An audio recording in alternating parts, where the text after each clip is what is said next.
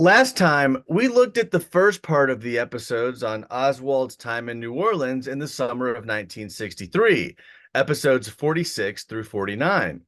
In this 12th edition of Recap and Rebuttals, we are joined by Jeff Crudele, the host of JFK, the Enduring Secret podcast, to talk through episodes 50 through 52. We'll cover the Clinton-Jackson incident, the associations and actions of David Ferrie, and we'll also look at the big picture regarding Jim Garrison's prosecution of Clay Shaw for conspiracy to kill President Kennedy. In Dallas, Texas, 3 shots were fired at President Kennedy's motorcade in downtown Dallas. The first reports say that President Kennedy has been seriously wounded by this shooting. The flash, apparently official, President Kennedy died at 1 p.m. Central Standard Time.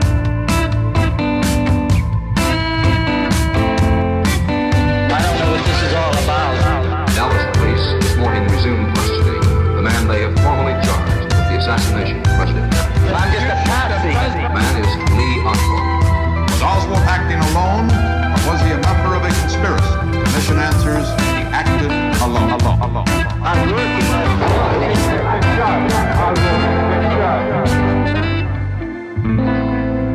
I'm just a patsy. This is Solving JFK. I'm your host, Matt Crumpton. Jeff, welcome to the show, man. It's good to have you back again. You're like the most recurring guest. If there was like a Steve Martin, Justin Timberlake thing for SNL, and there was like the jacket, we would get it for you. Well, it's a great distinction to have. I'm glad to be back. Thanks for having me back. It's always fun to be on the show with you, Matt. Yeah, thanks, man. Yeah, it's good. Good talking to you. And I know you'll have some good insights when it comes to New Orleans in particular. So I was especially excited to have you on because you have this, 30, I think it might be exactly 30, but it's around 30, maybe more on the Garrison case. You have 30 episodes on that. And, really, we're going to talk about the Garrison case. We're also going to talk about the Clinton-Jackson incident and David Ferrie, and those all kind of tie in together. Oh, yeah. Yeah, they really do. I mean, the only part of the Clay Shaw trial that was, I think, incredibly convincing to just about anybody was the Clinton witnesses. So it's good that you have them on the agenda today. Sure. Yeah, that'll be interesting to talk about because when I had no idea what I was going to think about the Garrison case, and it's always fun to have a take at the end that is not necessarily binary. It's like, oh well, it's kind of an interesting thing. So we'll talk about that more. So yeah, like I said, I only scratched the surface, but and I looked at really just the high level picture, one 35-40 minute episode, and you went a lot deeper. So anybody that's wants a deeper dive on New Orleans would definitely recommend going over and checking out Jeff's show. So let's go ahead and try to get into some of these questions. There's really a few just big questions we're answering here with each of these episodes. So the first one is the Clinton-Jackson incident. And the question we're trying to answer is, did Lee Harvey Oswald, David Ferrie, and Clay Shaw travel together to Jackson and Clinton, Louisiana in late August of 1963? And the reason it would matter is because if you put Oswald with Ferrie and Shaw, then you're putting Oswald with, first of all, people who said they didn't know him. It would just be a really interesting combination of people, right, Jeff? Because Oswald's this pro-Castro guy handing out pro-Castro flyers in the streets of New Orleans, whereas David Ferrie is the most anti-Castro guy you can be, and Clay Shaw is CIA affiliated. So I mean, just the big picture implications of why it matters if they are together. You speak to that? Well, I think you said it well. I think at the end of the day, Garrison had to establish a couple of things, maybe taking a step back for a moment, because there's a lot of controversy about Jim Garrison and his decision to take Clay Shaw to trial. And, if you think about it, he really wasn't prosecuting the murder of JFK. That was a state crime. The crime occurred in Dallas. He had no jurisdiction over that. But what he did have jurisdiction over was a conspiracy. And what people don't really understand is that the technical, and you'll really appreciate this, Matt, as a lawyer, but the technical thresholds for proving that there was a conspiracy, a criminal conspiracy, were relatively low, actually. He didn't have a very high threshold, and he had a case that was falling apart. When Ferrie died on February 22nd, 1967, there were many people inside his office who said, c'est la vie. That's it. We're essentially done. And I know we're going to get into this, but if it wasn't for Perry Russo, probably there wouldn't have been a trial. But I think in the end, you have to, I think, come to the reconciliation that what Garrison was doing, and there was a mixture of both. He certainly wanted to, I do believe, wanted to convict somebody who was involved in the case itself or in the crime itself. But I think more importantly, he wanted to expose the problems with the Warren Commission report and the idea that there was a single gunman. And that's why much of the trial itself was focused in on that. Now, undoubtedly he had to show a link with the actual murder. The plotting and the planning had to be connected to the actual act. But at the end of the day, he spent a good deal of time doing that. It was the first time in the history of the United States that anyone got to see a look really outside of the confines of the law enforcement agencies to see the Zapruder film. And there were just a lot of firsts in this. This was a multi-faceted objective and mission by Garrison. And I think when you really get inside the bowels of it, and you understand somewhat the reasoning behind it. Now, look, he was reckless, and there are a lot of things that the icebergs that perch above the water and that condemn him in so many ways for his actions are not the whole story, but they're certainly part of it. Sure. Yeah, absolutely. Well, let's jump into the Clinton Jackson part of it just to hit on some of the high notes. So what happens there in Jackson? It starts out in Jackson, Louisiana, which is about 15 minutes or so west. So Oswald goes to Jackson and or a man who looks like Oswald. Let's see. I guess that's the question, right? But I'm just going to say much like in Mexico City, we don't know what it is, but I'm just going to say Oswald for fun here, just to be consistent. Oswald goes to Jackson, and the first thing he does, he goes to see the barber, Edwin McGehee, and he tells him that he's looking for a job specifically at the East Louisiana State Hospital, which was a mental hospital. McGehee then refers him to State Rep Reeves Morgan. He says, "Oh, you should go talk to the state representative, Reeves Morgan. Maybe he can help you with this job." McGehee didn't see the car that Oswald was in. All right, so then Oswald does what he's told to do by the barber. He goes to visit State Rep Reeves Morgan in Jackson. He goes to his house. And Morgan tells him that it might be easier for him to get a job at the hospital if he's a registered voter in the parish. So he tells him, hey, you should go register to vote. You do that in Clinton. Reeves Morgan's daughter and son both said that Oswald was driven to their house in a black Cadillac. Then Oswald actually goes to register to vote in Clinton. And when he goes there, it happens to be at the same time that they have this voter drive going on with CORE, the Congress of Racial Equality.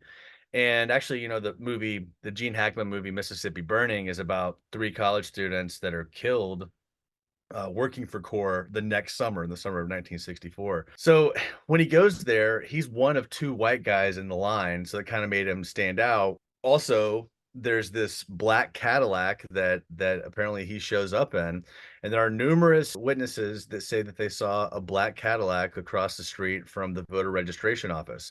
We got, and I'm just going to name a few. There are actually a lot more witnesses, but Corey Collins, who worked for CORE, he told the HSCA and the Clay Shaw jury that he saw Oswald get out of the black Cadillac and stand in line to register. And Collins' fellow CORE volunteer, William Dunn, also said that, as well as Collins, that Clay Shaw and David Ferrie were inside of the black Cadillac. Henry Palmer was the voter registrar, and he took a break from these, voter registrations. They have this busy drive, and he goes out front and he notices this black Cadillac, and he asked the town marshal, John Manchester, to check in on it. And then Manchester goes and speaks to the driver, and the driver tells him that he's a representative of the International Trade Mart in New Orleans, and which is a big fact because if you're saying it's Clay Shaw, that's Clay Shaw, right?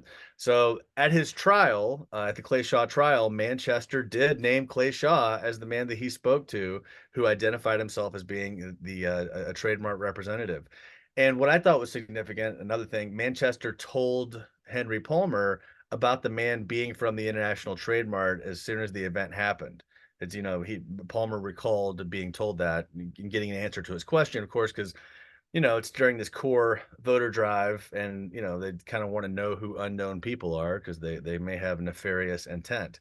So Palmer is there when Oswald gets to the front of the line to register to vote, and he's the one who actually interacts with Oswald, and he says that Oswald provided a Navy ID card that had the name Lee H. Oswald, and it had a New Orleans address. And there's also the place where he signed his name in the book was apparently still there, according to some of Garrison's investigators, even though it was kind of obscured. And then the next day, these investigators Gone. saw it.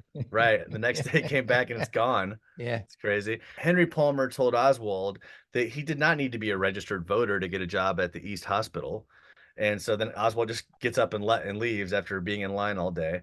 And again, so he mentions the East Hospital to the barber, to the state rep, and to the voter registrar. Okay. Then Nurse Bobby Deedon actually sees him at East Hospital, and she gives him directions to the personnel office to fill out an application. Now, there's a little bit of an asterisk next to that because she says that he looks similar to the guy, but not exactly the same as the Lee Harvey Oswald from history.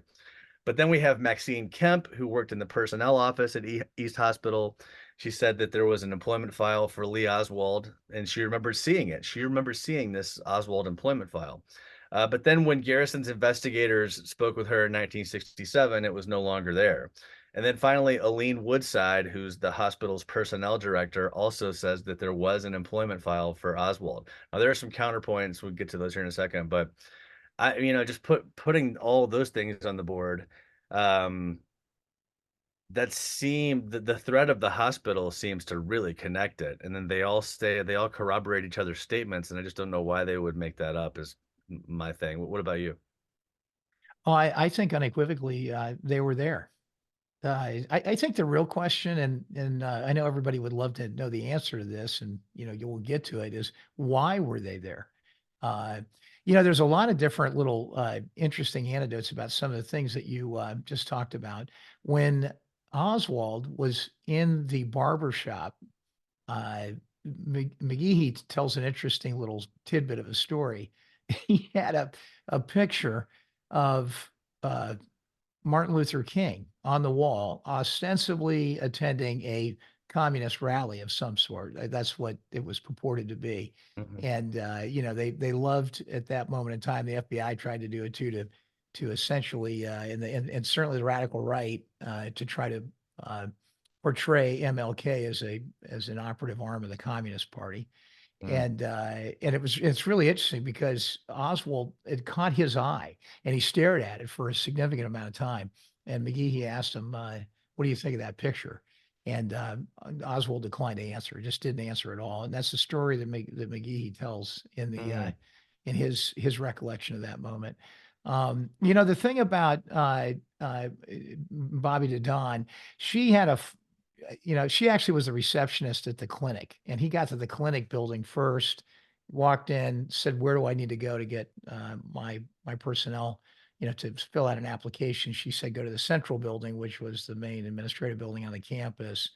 And what's interesting about it is she, essentially did identify Oswald, but then under cross examination, she was asked if she could identify whether he had a beard or not. Mhm. She said no, and or whether or not he was well kept. And it's somewhat incredulous that if you can identify somebody, you would not be able to identify or answer yes or no as to whether or not he had a beard. So there was Sure. definitely, in her case, some question as to whether or not. But then you go to then right afterward, obviously he did likely go over, fill out an application. Maxine Kemp saw that application. So, all right. So you and I believe that they were in Clinton. We'll talk about Well, let me just why say maybe, but let yeah. me just say a couple other things though. You really have to take the totality of the witnesses there. Henry Earl Palmer Hmm. really didn't identify. He knew there were two people in the car. He really didn't identify, particularly either one. It was a resemblance, but in the court, they skillfully used the term, resemble, and they got him to point at Clay Shaw when it came to identifying the driver. So he pointed at him in court as the individual. So he wasn't as strong. But you got John Manchester, who clearly identified uh, then Clay Shaw as the driver. I mean, unequivocally in that regard. And then I think, William Dunn, who, if you think about it, probably wasn't in cahoots with Manchester or Henry Earl Palmer, who were, Right. likely, pretty right wing kind of guys, probably not the kind of people that William Dunn would have associated with. And Dunn was pretty clear as well. And Corey Collins is actually the only one of that group that positively identified all three of them. Sure. And Hmm. so I think, golly, now the odds thing about it, and, if you're trying to be objective about all the information, they were credible and convincing, but from the early investigative moments to the time of trial, it's interesting how the language that they used converged so that they were all fairly consistent. For instance, when they were uh, describing Clay Shaw, they described somebody who was a large guy with gray hair, broad shoulders, and a ruddy countenance, so to speak. So some combination of those was used almost in exact verbiage Mm. by all of them, which means that they obviously had spent a lot of time probably with the prosecution Right. and that they'd been coached and that there was a commonality or that they at least talked with one another. So, and why I punctuate that in the question on some of it is that the original investigations were done by Francis Fruget and Ann Dishler, who were two state employees who really did a tremendous amount of work on that investigation. And at one point, they were sort of pulled away from that group of witnesses, and Mushambra and really took over and did more with that group. And the sort of the interesting thing about it is that there wasn't necessarily in some cases as positive an initial identification that was recorded in those original notes as the certainty that you heard at the trial. There wasn't multiple testimonies on record for them, and it didn't evolve like a Perry Russo who actually was under oath on multiple occasions, and how his story morphed over time. Yeah, that's good. That's good perspective. I mean, yeah, it's not like a super neat thing, and that's why I encourage people, if you really want to dive in. I mean, I looked at the details of this matter, the Clinton Jackson thing. I think pretty deep, although it doesn't sound like maybe as deep as you. But all the rest of the parts of the Garrison, we'll get to in a little bit. I mean, it's just woo. That is it's like a little mini JFK assassination in and of itself. You have all these different layers of appeals and separate things. It's crazy. All right, but counterpoints just to wrap up Jackson and Clinton. So counterpoints as to why we should not believe that any of them are there, and why we should believe that all of the witnesses are wrong. Oswald never missed a night at home per Marina, but we don't know for sure if the trip was overnight. The timing's not consistent. We don't have a concrete date, although we do know that it's the date of a core drive. Um, Witnesses say the same. I think this is pretty much what you just said. Witnesses say the same approximate thing, but not the same exact thing. So they all have different, overlapping testimonies, but they're not all precisely the same. Clay Shaw says that it wasn't him. He gives the old Shaggy defense. It wasn't me. And his boss also says that he was still working during that. There was no period of time when he missed work, but the boss only interacted with him through phone calls. And then the last thing you alluded to, Manchester and Palmer were in the Ku Klux Klan together. So the KKK is bad, but even if Manchester and Palmer somehow coordinated their stories, that doesn't account for all the other witnesses who corroborate the incident, who, to your point, like certainly core is going to be on the other side of voting rights versus the Yeah. KKK, I would imagine. Yeah. Yeah. Great story about, Joan Mellon dedicated her book to Corey Collins. And I remember talking to Joan about him. And it was really almost an emotional reaction that, he was really one of the more courageous individuals in this whole Mm, story. He went and testified. He was a postman. And in retaliation for testifying, he wasn't able to go to New Orleans and then get back in time after testifying at the trial to actually get on his route. And as a result, he was fired for it. wow. And so he gave up his job. But I mean, the stories are really, these are the little things that you don't hear when you're just trying to tie it all together. But there was a lot of personal impact to so many of these witnesses. Sure. Some folks focus on the personal impact, that Garrison caused to all the people that that he pursued, but we'll talk more on that later. I mean, I guess Clay, can I say one thing? yeah. Clay Shaw, first of all, I think unequivocally, Clay Shaw got up on the stand in his own trial and perjured himself. I don't think Hmm. there's, I don't think there's any, in my opinion, there's no doubt that he was in Clinton Sure. with Oswald and likely Ferrie for Right. sure. I mean, if you take the combination, these are all really highly credible witnesses. Uh-huh. You would have to refute a significant amount of witness testimony under oath here to believe that he was not. And Right.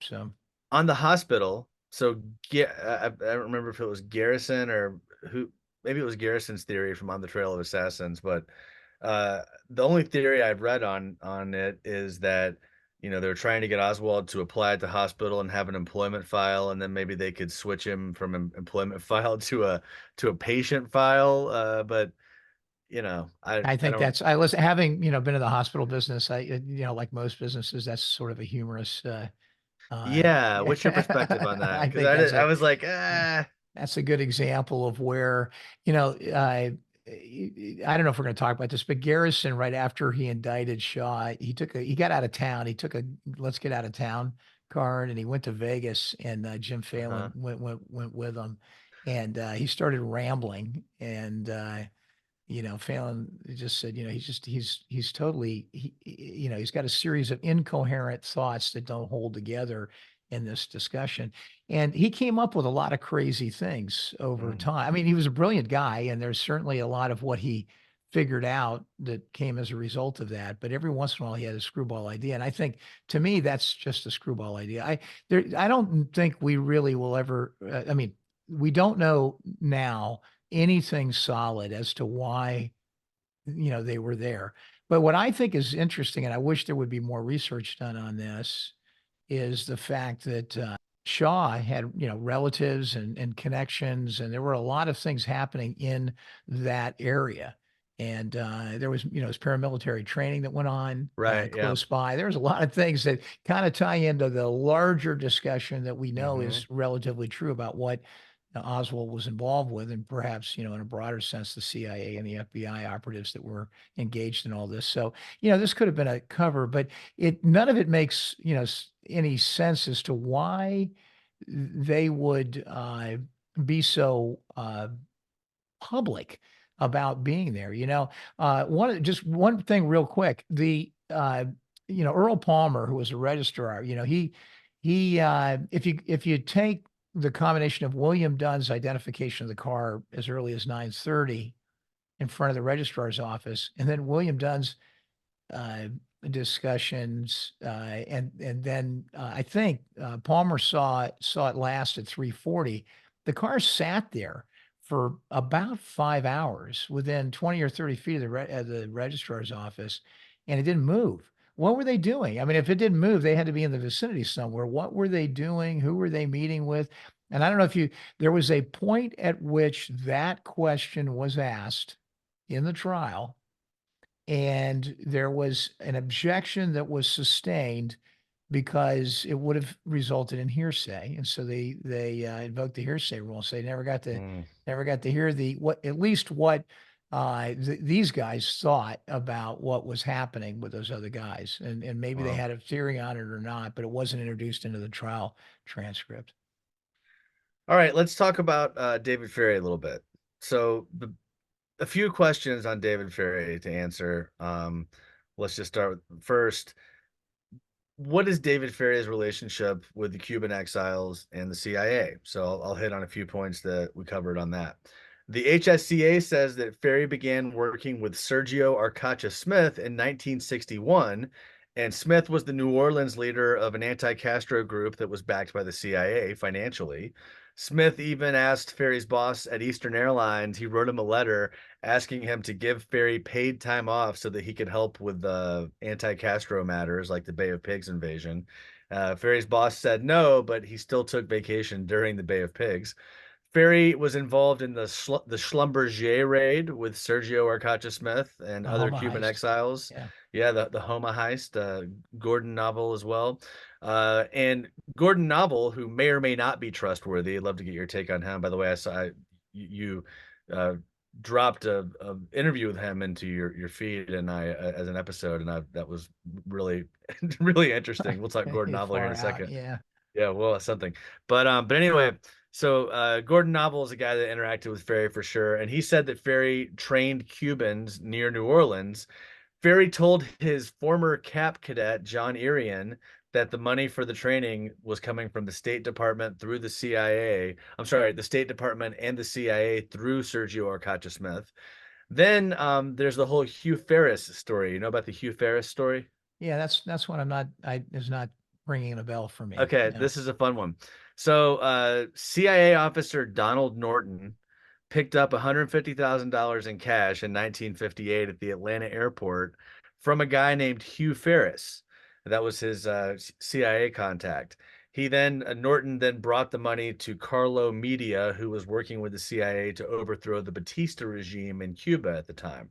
So we were actually on Castro's side at the time. Donald Norton noticed that this man, Hugh Ferris, had a very sloppy wig.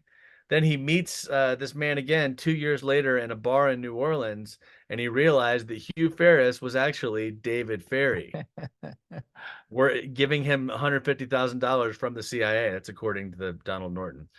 Ferrie told Al Landry and Robert Boylston from the CAP, his former CAP cadets, that he was working with the CIA. Carl McNabb, a former CIA pilot, said that he flew CIA missions with Ferrie. And there's also a U.S. Customs gun running investigation against Ferrie in 1959 and a Border Patrol investigation about him trying to buy a C-47 loaded with weapons in 1961. So I think the HSCA said something like, well, he wasn't, he was never government affiliated, but he was just like an enthusiastic volunteer. It's like, well, where's the line if your guy's government affiliated and he's giving him Ferry money? Like, what's the difference? I don't know. What do you Yeah. think about that? Well, I think he's a typical actor in the 1950s and 1960s CIA play set. They have, I mean, I think they had all sorts of individuals that really they weren't CIA employees. I mean, they didn't have an HR file in Langley, Right. but they were folks on a list that if you needed to do something specifically, that you got called and you did. And he had it's a informal network of connections that especially the web in New Orleans, and he was obviously involved, through Bannister and through, G. Ray Gill, obviously did a lot of work for him, as an Mhm. investigator and a pilot and, he was rumored to have actually been the person who brought, Marcello back into the country after he was, Yeah. physically deported by Bobby Kennedy. This is a kind of a jack of all trades guy. Right. And it seems, all the things that you pointed out and everything that I've read indicates that he was a contract player from time to time for for the covert services. I don't think he ever was I see no evidence that he ever was a true CIA employee, but Sure. to think that he was involved in all this, sure. And certainly, he was identified as being there and part of the Homa heist. And Right. that heist, nobody really knows exactly what the original intent of the use of those weapons was, but there were so many things going on during that time frame. I mean, trying to figure out how to arm the Cubans to go back in, trying to figure out how to get guns to other paramilitary groups that were doing things in other parts of South America and in Central America. It was a pretty intense environment all the way around. And there were gun running, I think is like selling pot was in 2000 or something. Sure, There's, a right, lot of amateurs got involved in it that was a pretty thriving business back then. right. Want to talk real quick on, you alluded to David Ferrie, his relationship with Carlos Marcello. He did know Carlos Marcello, as you said, through G. Ray Gill at first, because, and I didn't know this until I studied it. Ferrie got basically in-kind services from Bannister and G. Ray Gill in exchange for them helping him with his Eastern Airlines Yeah. Yeah. dismissal. And that's kind of how he got into G. Ray Gill. I mean, talk about picking a connected lawyer to work Yeah. with. You know what I Yeah. mean? I don't think that was by accident. But yeah, and then he as you said, he flew Carlos Marcello back from Guatemala after RFK deported him. There's a U.S. Customs report about that. So and I think maybe it's an unconfirmed, there's like some sort of asterisk next to the report, but there is a document on it. It is a thing. It's not like a rumor. And then finally, this is kind of a big one. There's a 1961 FBI report that says that Carlos Marcello offered to make a large donation to Sergio Arcacha Smith in return for concessions when Castro was overthrown. So you got David Ferrie connected to the CIA, connected to Cuban exiles, which Cuban exiles and the CIA, that might be the same cord. I mean, effectively, because it's kind of all connected. And then you've got the mafia connection over here, and then so it's interesting. Well, A yeah. lot, yeah. Well, they But were all kind of, obviously, appears as if, Arcacha Smith was at the Homa heist, Ferry was at the Homa heist together. I think the thing that really was the glue that got them all in the same patch of things was that they all had an ultra conservative view of communist activities sure, and certainly what was happening in Cuba was the core of it, but it was it fused together the commonality of the radical right that was in this country anyway and was intensifying as a result of a lot of different things uh, in that moment of history. But it's funny how some things become strange bedfellows. Those groups were now connected to the Cubans in a way that they probably never would have had these other events sure. not occurred. So our Concha Smith. It's interesting. Uh, Garrison used the Homa heist as a methodology to get at these guys and figure out what the heck was really going on. And obviously, Arcacha Smith got subpoenaed. He fled the state, as did Gordon. And here's another. I get the pronunciations wrong all the time, so I don't know. Is it novel? Or is it novelle? I don't know. I've heard it. I've I, heard it pronounced both ways. I don't well, know. I heard you talk about him first, so I called him Gordon Novel, and then Eugenio said it was Novell. Yeah, I think it's So novelle. So I might have said it wrong in an earlier yeah. episode, Well, but I blame you. I know. Listen. That is the number one criticism of me on the You're show. not Is worse that than me.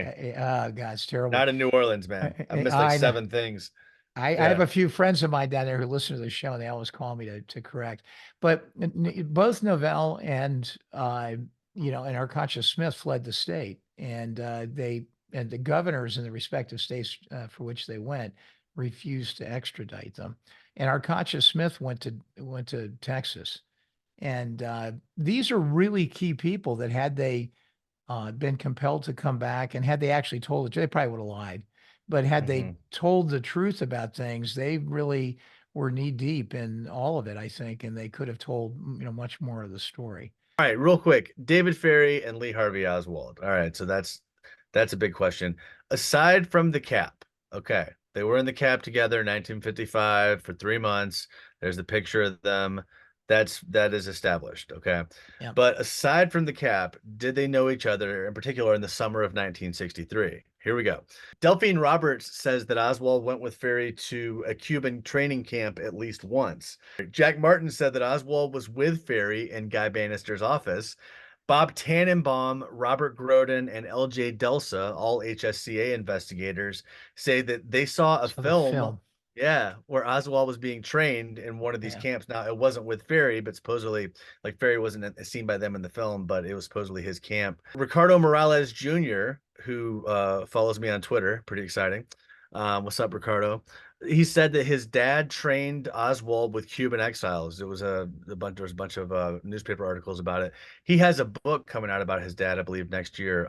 Monkey Morales is the guy's name. But anyway, the point is, he says that he's a Cuban exile, and he recalled training Oswald. His dad told him that. In July of 1963, a guy named Van Burns was working in a booth at Pontchartrain Beach Amusement Park in New Orleans, and he was introduced to Lee Oswald and David Ferrie. They were together. So a friend of his introduced them, and Lee Oswald and David Ferrie were together. In September of 1963, George Wilcox saw David Ferrie, Lee Harvey Oswald, and numerous Cubans dressed in military fatigues at Betico Creek. And then the biggest one, maybe the one that I think is the hardest to just write off, is Ferrie was worried about retrieving a library card from Oswald after the assassination. So Leighton Martin said that G. Ray Gill had come by and said that Ferrie's library card was found among Oswald's effects, which I don't know if that ended up being actually true. I don't believe it was. But Ferrie then went to Freaked him out. Oswald. Yeah, it's definitely freaked him out. And I Yeah. wonder why Gil would say that is a question. Do you have any idea why Gil would tell him that? No, I don't know. But Yeah. there was all those little tidbits that, sometimes were semi inaccurate in the moment. Right, of course, yeah. So Ferrie then goes to Oswald's old house, speaks to his landlady, Mrs. Garner, and Ferrie then asks Garner about Oswald's library card. She identified, so Ferrie comes to the house. He's asking Garner about, hey, what library card did Oswald have? He's asking him like this random question about library cards. And then at the Shaw trial, she identified Ferrie as the one who was visiting her that stopped by to ask about this. Yeah. Then I you think got that's one of the most highly credible discussions. I mean, the other stuff is in context, and it's probably true, but there's so much in dynamics in that group. She had absolutely no investment in this other than to right. tell the truth about this one simple thing. And man, I think it's powerful. Same thing with the neighbor, Doris Eames, and her husband. They were Oswald's neighbor on Magazine Street, right next to the landlady. Said that Ferrie also came to their house and asked if her husband had any information about Oswald's library card, and Mr. Eames said that he did not. After that, Ferrie contacted Roy McCoy, who was a former Cap cadet, and asked if anyone had photos showing Oswald and Ferrie's squadron. So why would he, what's the whole thing? Don't protest too much or whatever. Like it's like, why do you care so much? Seems like you're freaking out trying to clean things up so you don't get busted, is what it feels like. I mean, what else is there? If they're not lying, what else is there? Yeah, I mean, I agree. He was a jumpy guy to begin with, but I don't think that anybody would be that upset if they hadn't done anything. And Yeah, or that kind of freaked out. I think the library card is a really good example of something that is highly credible. The rest of it is really in context with all the things that we think were happening. But there were so many men in those environments that had other reasons to lie about this or that that you have to you have to take a pause on some of it without full interrogation of those witnesses. sure. Real quick before I leave David Ferrie, I just want to say we're gonna stay with David Ferrie for a second, but David Ferrie went to high school at Cleveland St. Ignatius, which was the dominant football high school in Cleveland, where I Oh, yeah. grew up. And my team, Strongsville, also known as Saint Wrongsville, by Ignatius fans, we used to always play them and get beat by them in the playoffs. So when I found out David Ferrie went there, I was like, oh, this guy. Anyway, Yeah, so well, anyway, he wanted to be a priest, actually. I think if you go that's back to right. his original, one thing just to cap off what you just said, and that information was mostly, I think, available to Garrison. But at trial, they didn't. The only real thing they introduced in terms of these connections were the Vernon Jordan and or Vernon Bundy, Vernon Jordan. Vernon Bundy and Perry Russo, and Perry Russo's two, uh, you know, key elements of when he saw Clay Shaw, and when he saw, you know, Oswald. But the Ferry connection was, one of those where they were trying to, it was always, never all in the same room except for the party. Right. And then the Clinton witnesses, I think, were, solidifying it. But in terms of assassination discussions and planning, or activities involved in the things you're talking about, very little was introduced at the trial, actually, which Yeah. is, to me, it's one of the biggest mysteries about the Clay Shaw trial and Garrison's. I don't know if Jim, I really wished I could have been on with Jim. I wish the timing would have worked out, that I could have been on when you were doing that. Because one of the things I wanted to ask him, this to me is a really unsung, or really unsolved question. Garrison had terrible back problems, and they flared up terribly during the trial. And that's one of the reasons why he was not in. It's not the only reason, but it was one of the reasons why he wasn't in the courtroom as much as, I mean, he was actually not in the courtroom a great deal for the entire trial, which is an absolutely crazy thing, in my opinion. I mean, this is the guy Yeah. that's prosecuting the case of the century, and he wasn't there for a good part of it. And some Yeah. of it was deliberate, but some of it was really a function of his physical condition at the time. Interesting. Yeah. Interesting. All right. Well, let's talk what we really came here to talk about, which is ice skating. Winterland. All right. So on the day of the assassination, Ferrie goes ice skating in Houston. And actually, that's not technically true, because they leave on the day of the assassination. They drive, what's All it, eight night. Yeah. hours, seven, Yeah. 6 hours? Yeah. The stay at a hotel and a motel in Houston. And then the next day, the 23rd, Saturday the 23rd, they spend the afternoon ice skating before going on to Galveston the night of the 23rd, that Saturday night. They get in to their hotel at 11 o'clock, and then they leave by 10 a.m. the next morning. So I'm not real clear on what was going on in Galveston, but the manager says that he didn't see Ferrie ice skating much, and that Ferrie was on a payphone for much of the time.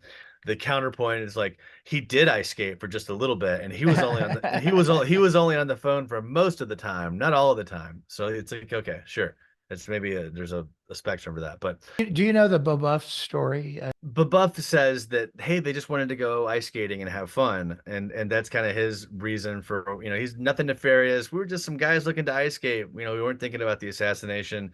But yeah, tell me the story about Buff. Let's unpack that a little. Well, Bobuff was, one of the two young men that Ferry took on this little winterland skating trip. And the Garrison folks figured that even if he wasn't involved, that they were close enough in relationship that probably Ferry said something or knew something, or maybe they knew a lot, but there was a real need to get at them and try to be probative in terms of whether they were going to be good witnesses or not. So, Lynn Loisel and Lou Ivon were two of the most important investigators that Garrison had during the case. There's a whole discussion around how they got to kind of be in that role. You got to go back to the whole, Bill Gervich and Frank Klein discussion, but set that aside for a second. They begin to pursue him, and he gets a lawyer, and the lawyer asks them to come meet in the office. And it was not unusual. And actually, the code of conduct in New Orleans at the time was really in the middle of transition, the ethical code of conduct, but it wasn't really that unusual for them to pay witnesses. If you can believe it. Wow. And so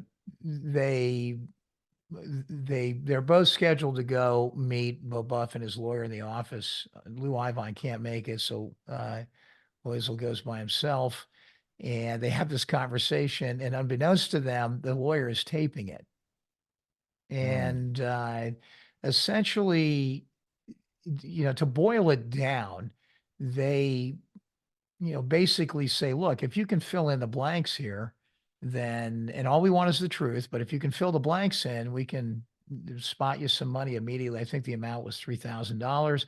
And we know that you had an interest in becoming a pilot. So we'll get you a job right away at one airline, and probably you'll be on your way to being a pilot before you know it. And that's highly paraphrased. And actually, Hmm. the exact verbatim discussion is out there if anybody wants to.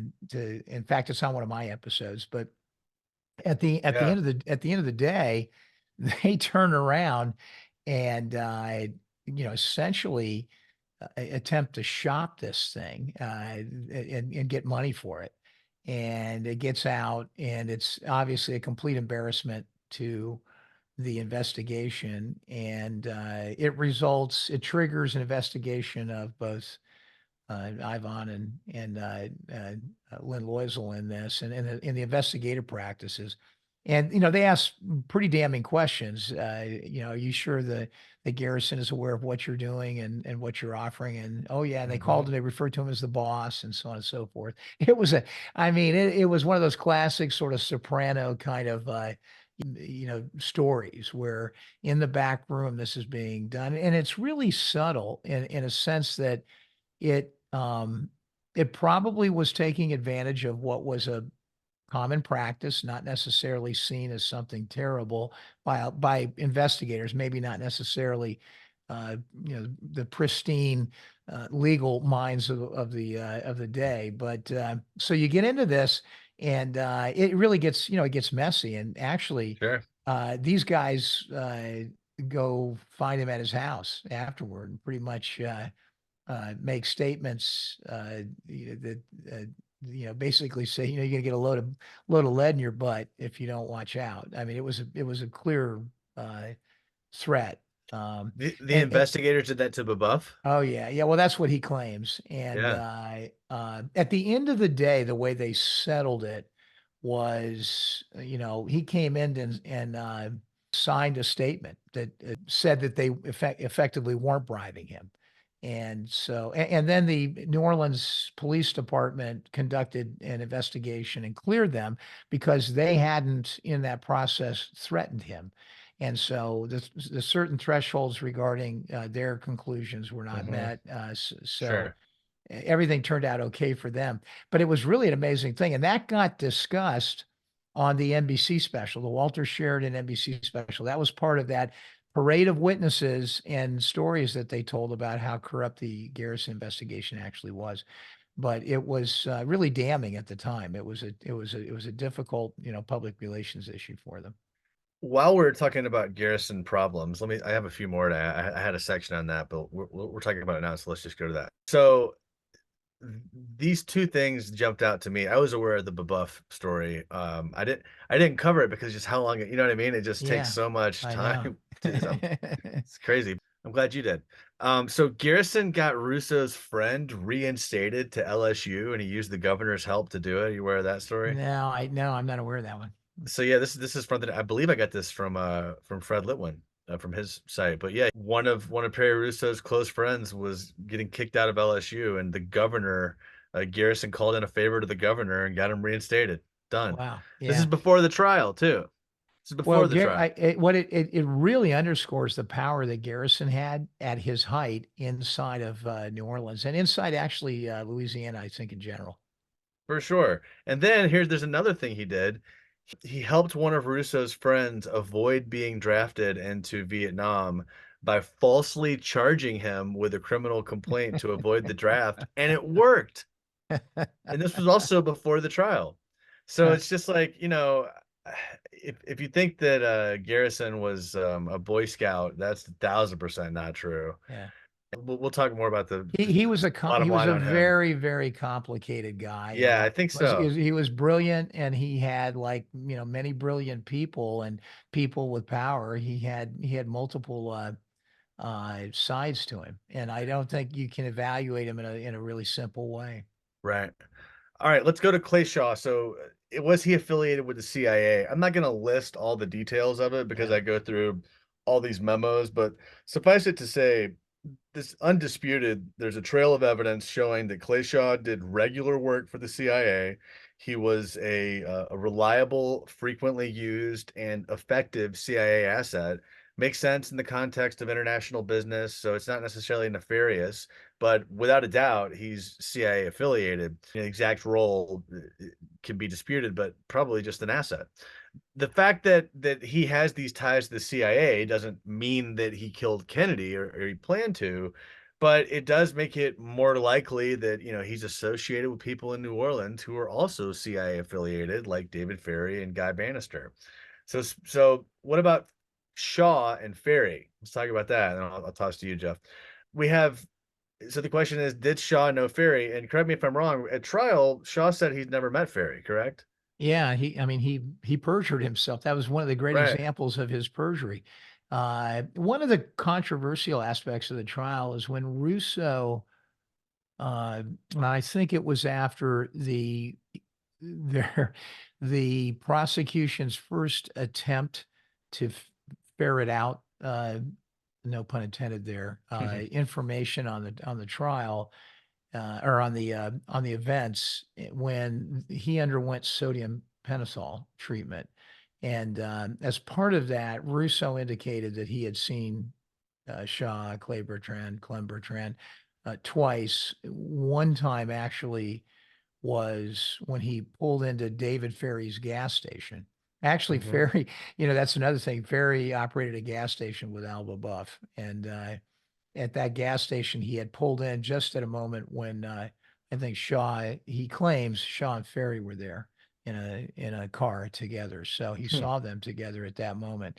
And that was one of the small number of incidents in which they were seen together. And that was the one that was highlighted at the as part of the sequence of testimonies that Russo made. Right, right. Okay. Okay, so let's hit on just the ties real quick, tying Ferrie to Shaw. As you said, Shaw said he didn't know Ferrie, so this would be the perjury evidence on that. FBI informant Orest Pena said that he saw Ferrie and Shaw together on many occasions. He owned the Havana bar and would often see them together. Jules Kimball told Garrison that he was once on a flight with Clay Shaw from New Orleans to Montreal, and Montreal. that Yeah. flight was piloted by David Ferrie. David Logan said that he was introduced to Clay Shaw by David Ferrie. Nicholas and Matilda Tadine met with David Ferrie at the airport to give their son flying lessons and saw Ferrie walk out with Clay Shaw. Nicholas Tadine knew who Clay Shaw was already, so he was able to identify him. Sandra Anderson was a secretary for G. Ray Gill, and she said that she saw a photo of Shaw with Ferrie together.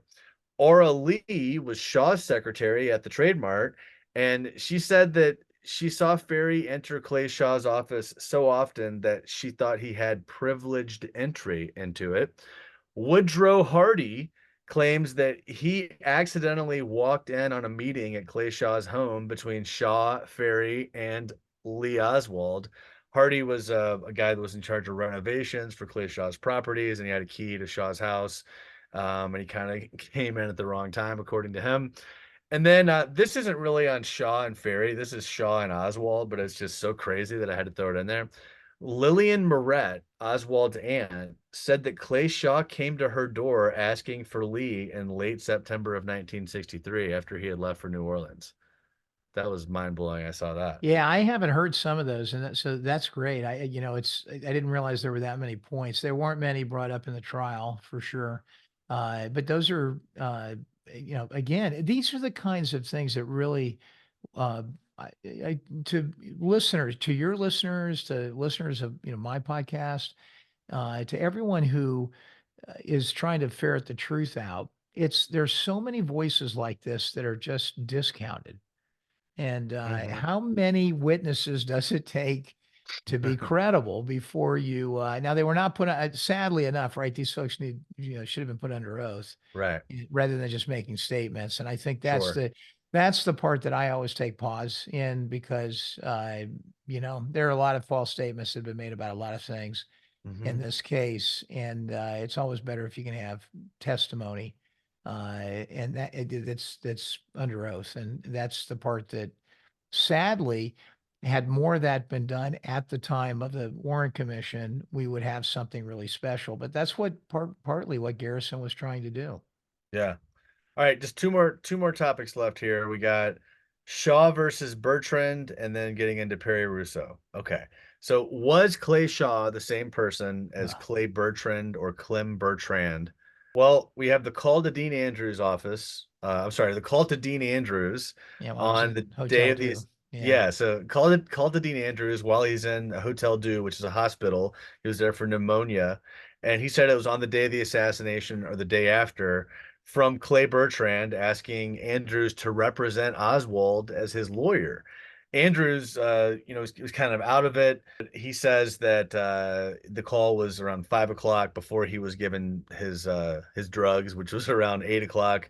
But he did call his secretary, who corroborated the story, and then he also called lawyer Monk Zeldin to ask if he'll help him represent Oswald. Then Zeldin told him, "There's no need to worry about that. Oswald's been shot." Andrews would not identify Bertrand and kept changing his story. So Garrison ultimately charged him with perjury. And that was, there's another guy that at first he said Clay Bertrand was his other guy, Eugene Davis. And then that guy said, no, it's not me. And then they kind of went back and forth and did all these things. Um, Before we move on with Shaw and Bertrand conversation, just on the Dean Andrews part of it, your thoughts there?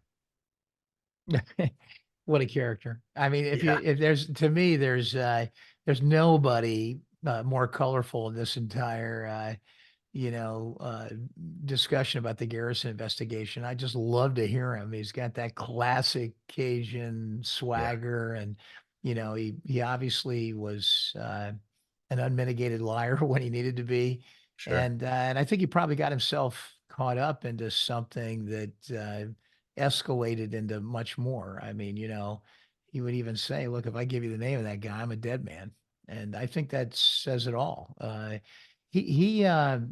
But the other side of it was he did, and maybe I think he had 11 different perjury counts by the accumulated by the time he was done. So maybe after lying a lot, it didn't matter what he said, but he did unequivocally at the end say that Clay Bertrand is not Clay Shaw.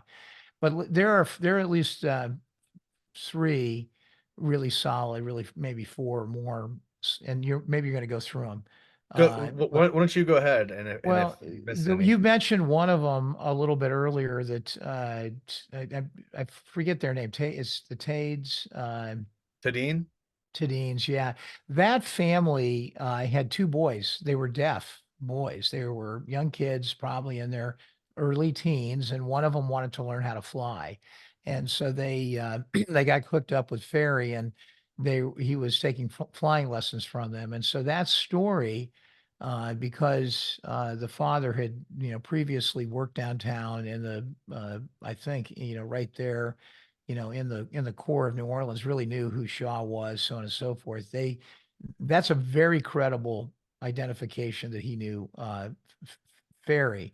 And then you go to which is unrelated to what we're talking about, but I wanted to get that in.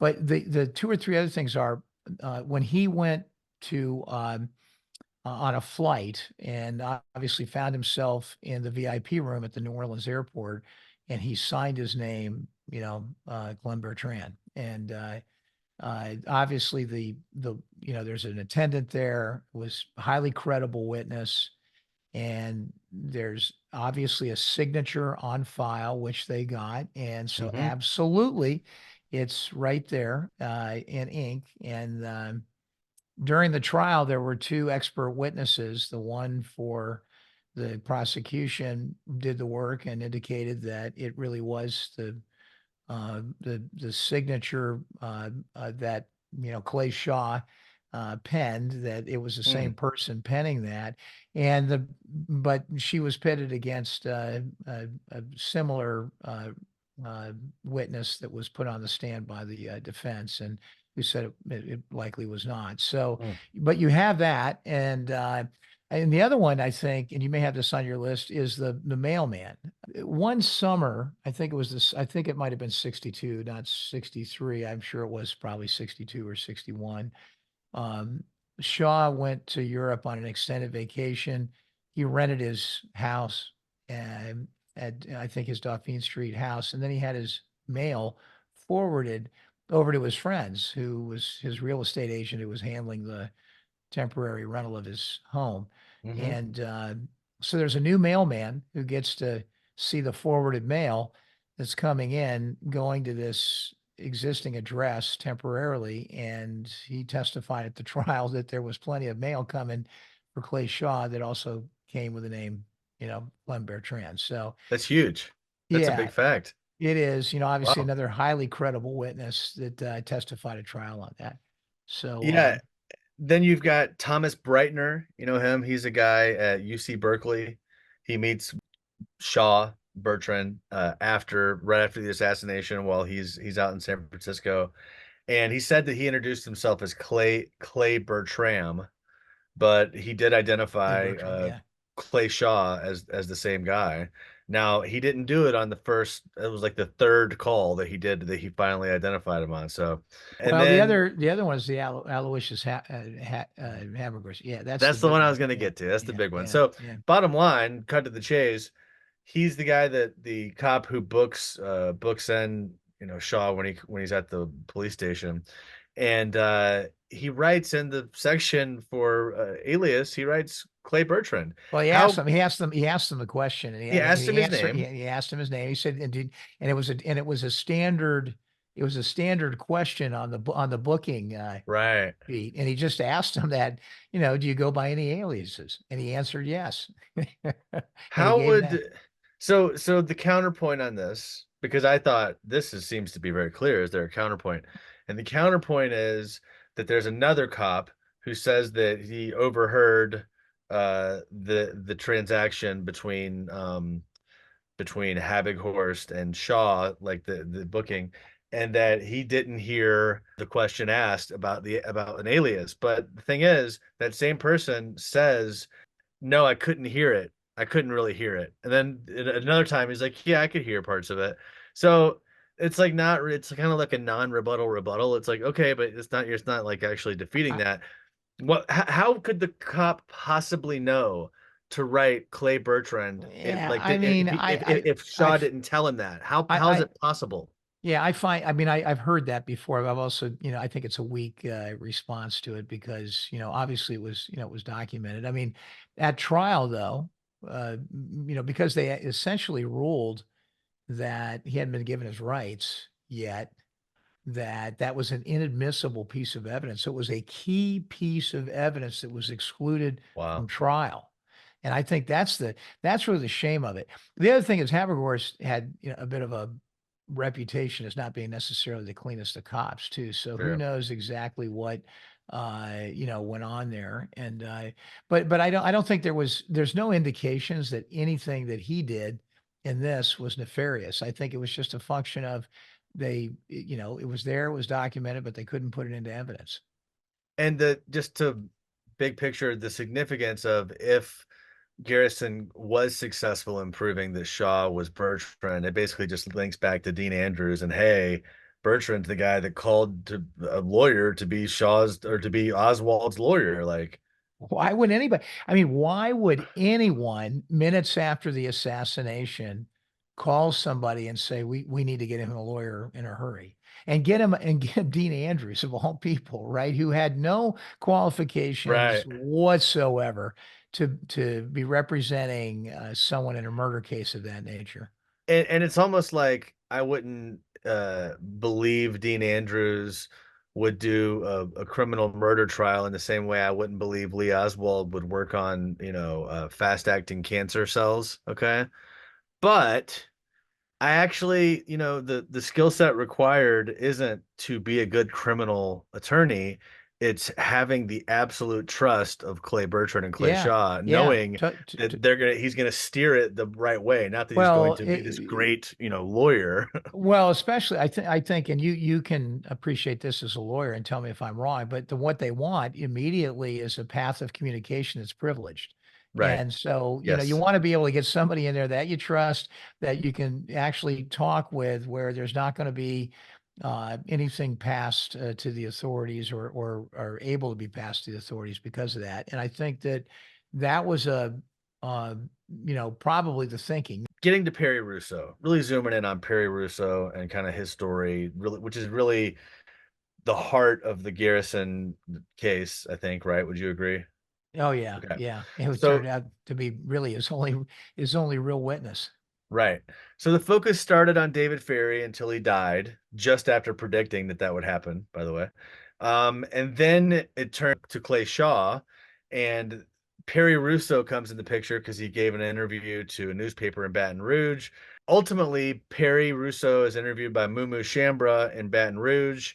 And the big story is that Russo says he went to a party at David Ferrie's house. He's friends with David Ferrie, went to a party at his house in September of 1963, and he saw Clem Bertrand with Ferrie and Leon Oswald all together.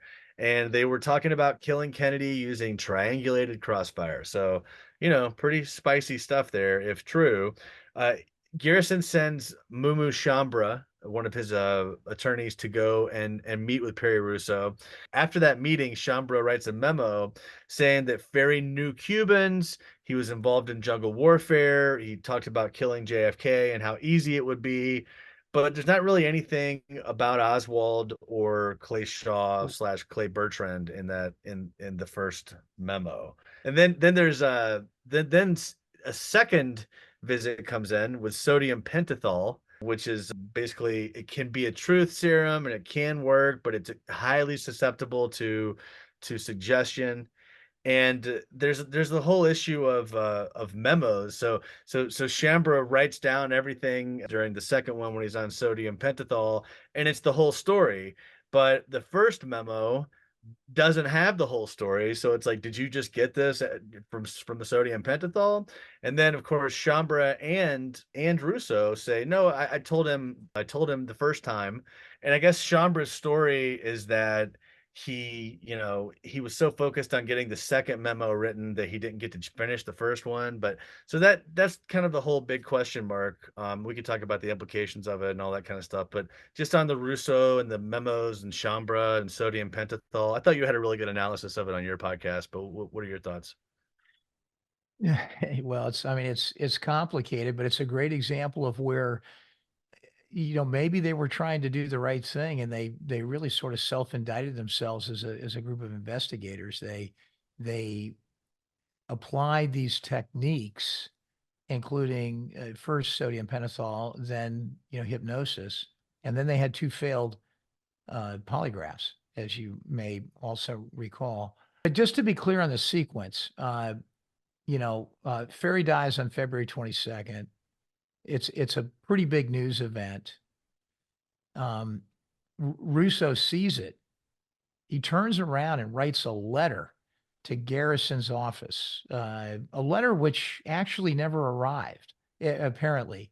It was a Tuesday or a Wednesday when Ferry dies. Next day he writes it, puts it in the mail, waits a day, doesn't get any response.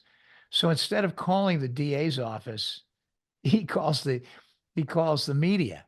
And that's when he has those discussions that you're talking about. First, talking to a reporter in Baton Rouge, and then actually doing actually at least four different communications that day with reporters, some of which were TV reporters. The thing about those discussions, which is really, which spawns much of the criticism, is that he never mentions the party. He never mentions Clay Shaw. He never mentions a person named Clay Bertrand, any of that. He never mentions, David Ferrie, essentially, except for in the last one, he starts to talk about Ferrie being a potential suspect. Hmm. So that gets news. That becomes big news.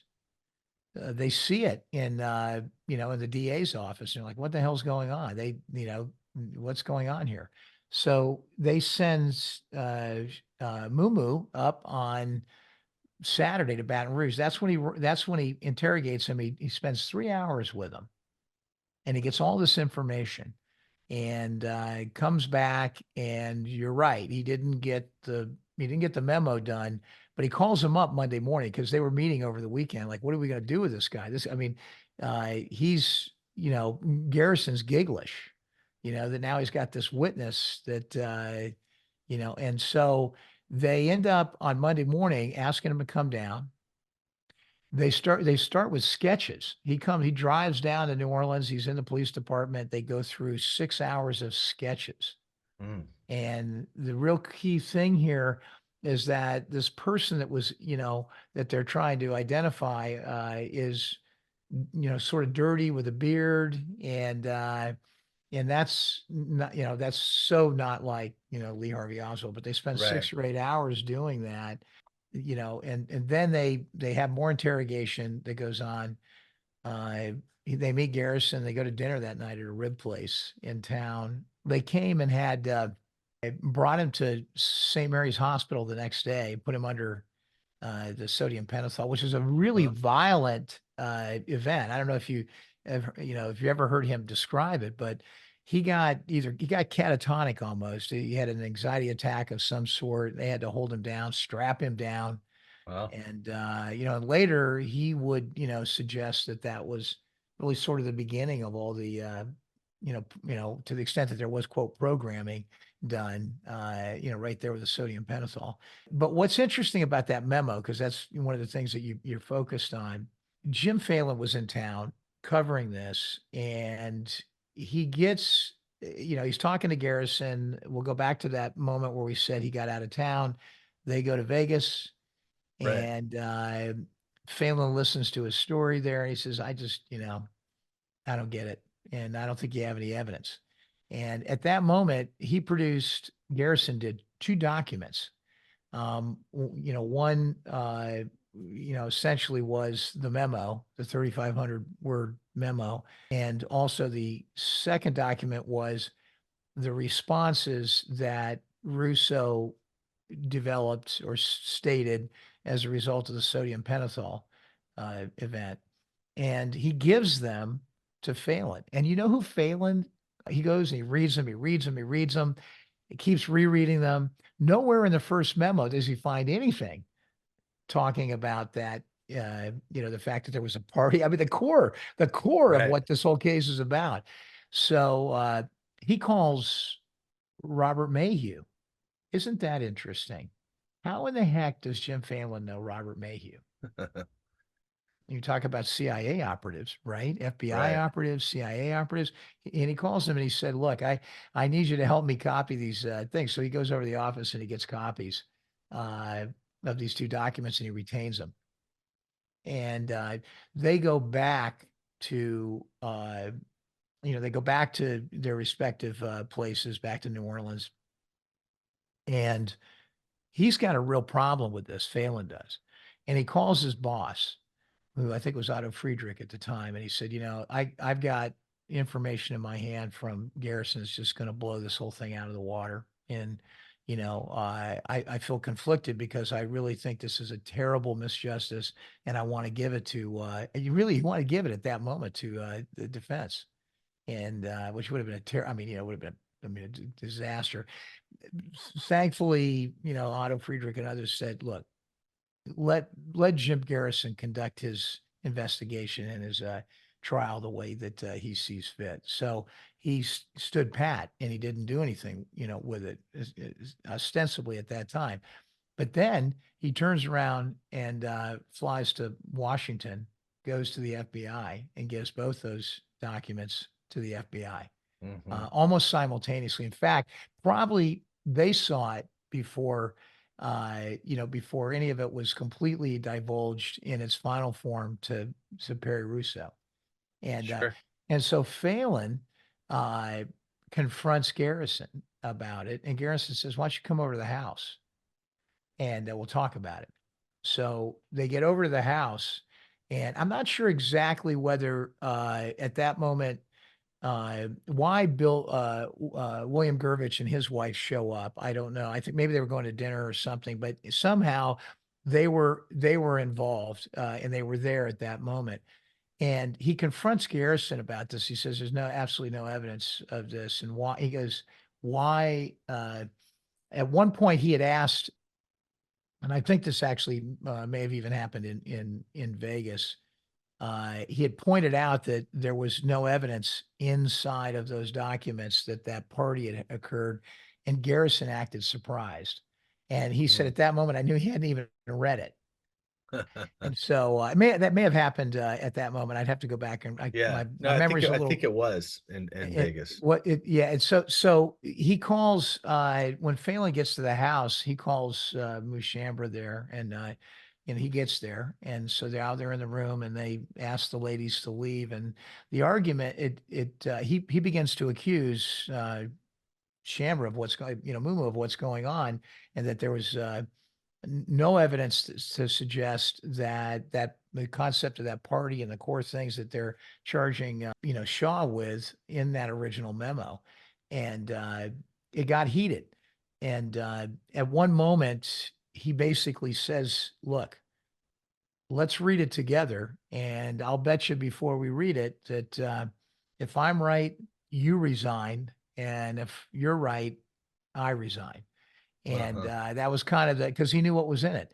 Sure enough, it was problematic. That created a terrible, rift almost immediately. And I'll tell you what it started. It started what turned out to be a terrible series of events that really affected Bill Gurvich because he was there and he was pissed at what he had heard because really Russo was the only piece of evidence, and I think that was the turning point for him. And he eventually went and spoke privately to Robert Kennedy, and Uh-huh. that was a really terrible turn of events because then Walter Sheridan came down, and that was sort of the beginning of the end for Garrison. And Sheridan was affiliated with Kennedy, right? He was. Yeah. He was actually, sort of the guy that helped him bust Hoffa, and he was a Mhm. very trusted confidant and investigator. And he came to see whether Garrison was real or not. And there was a series of events, including Gurvich's discussion with him, that led him to believe that he was not a friend; he was a Uh-huh. foe in all this. So bottom line on, the theory, Garrison's theory of the case. To me, Sylvia Mars said that she just found it implausible on its face because what they're going to sit there and plan this thing in front of this other person and Perry Russo, and they're just going to let him go, and it's no problem. So there's that, and then there's also even if everything they're saying is true, even if all these allegations are true, I don't know that you have a plan for a conspiracy. Like a plan is a plan, not a hope. You know what I'm saying? So like, hey, we can have triangulated shots. Okay, you're getting into some detail, but you're not saying, hey, on Friday the 22nd, let's do this. You do this, I'll do that. You be here, I'll be like, there's not any level of detail sufficient to be for it to be possible to have been executed given that conversation only, is all I'm saying. And I don't think they were that interested in I mean, I'm sure if they could have, they would have, but I don't think they had the resources to put it all together. I think what they relied on was the idea that there were multiple cells. I think they understood that concept and that everybody had a part in it. And, all they were hoping to do is to convince the jury that these guys were involved and that there Sure. was a conspiracy. I don't think they really cared that Mm. much about. I shouldn't say they didn't care. I'm sure they would have wanted to have understood exactly what happened, but I think they knew it was almost futile at that moment. They didn't have the Right. resources or the time to do it, and so they settled for what they thought would be a suitable end to this. There was a lot of infighting, and he was really naive. I mean, there were so many people that infiltrated that whole discussion. I mean, Thomas Beckham, who's just a terrible example of somebody who, uh, they should have prosecuted him actually. He prepared an entire detailed inventory of every one of the witnesses they were going to trial with, and he essentially gave it to the defense. Well, man, that's I appreciate your time, Jeff. I mean, parting thoughts on Garrison. I mean, you spent, a lot of time on it. I guess Yeah. maybe a good question would be, what did you learn as you were studying it? Like what was different maybe from your expectations, and maybe what's your takeaway? Yeah.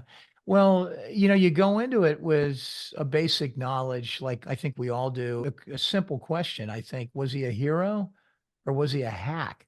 I mean, that's how I described it on the podcast. And to make it in simple terms, he, I, there is no doubt that the trial as conducted was problematic, and in some ways it set the progress of the investigation that was going on in the larger sense, even though the government wasn't doing it. It set back the credibility of the idea that there was a real conspiracy. But it also, at the same time, exposed an amazing amount of credible evidence that is the foundational layer for so much which then came later in the 70s, in the Hmm. 80s, and the 90s. And and when you think about what he accomplished with such little in terms of resources and capabilities, as he described, he was a self-described little chicken shit DA from Louisiana. It was amazing. Did he do everything right? No. Were some of the terrible tragedies a result of the tactical decisions that he made in the middle of a very complicated circumstance, and they were really some of them were quite wrong? Yes, there's no doubt about it. But I think his heart was in the right place. I think he was really truly trying to find the truth. I think he paid a huge personal price for it. And I don't think his life was ever the same. He was asked later on in life, if you had it to do all over again, would you do it? And he said no. Right. Yeah. And I think, after the trial, they immediately turned around and charged, Clay Shaw with perjury.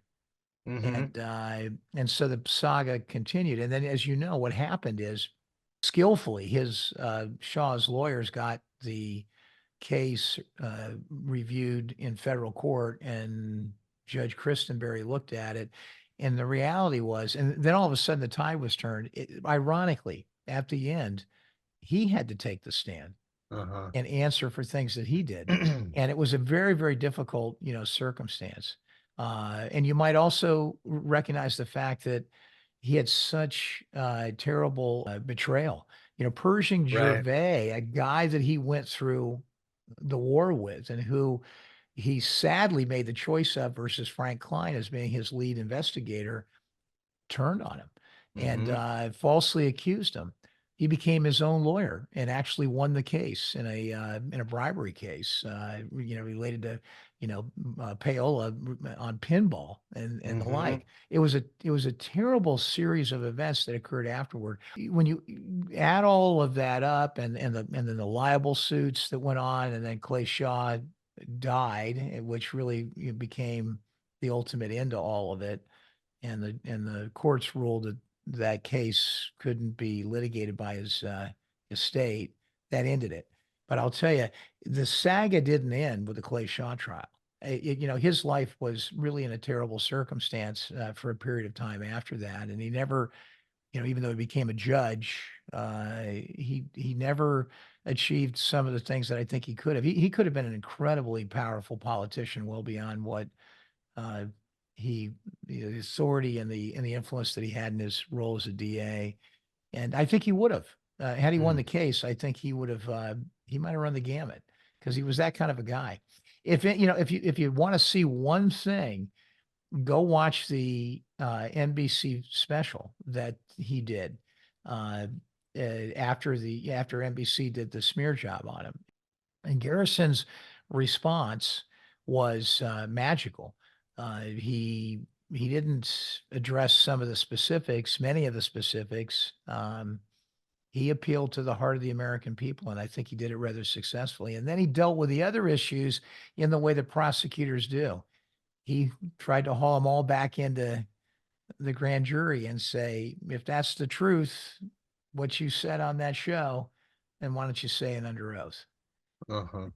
He was a skillful guy in many ways in that regard. So in the end, when you place it all on a scale, he he's I think he's an American that we can be incredibly proud of, and he's probably like a lot of Americans. He's a courageous guy with a lot of faults that didn't do everything correctly, but in the end, he was, a pretty important person in the history of all of this, and I'm glad he was there to do what he did in the moments that he did.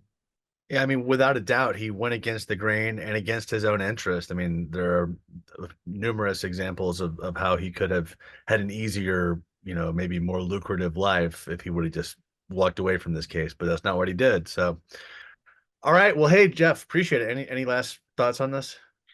No, except that I'll say that for anybody who's researching the JFK assassination, at least for me, and I've done 230 some episodes so far, this collection of episodes to me was very similar in my own experiences to what we did with the autopsy. Except for it's even more colorful because there's so many characters and Hmm. so many stories and so much that ties in so many ways to so many other parts of the investigation. It was one of the most gratifying areas to jump into, and I just hope that everybody who has an interest in this will spend more time studying Garrison and be less uh, opinionated about who he was or what he did until they're more educated on Hmm. what actually did occur in those time frames. A very reasonable plea, I think, to people. So thanks again, Jeff. Again, Jeff Crudele, JFK, The Enduring Secret.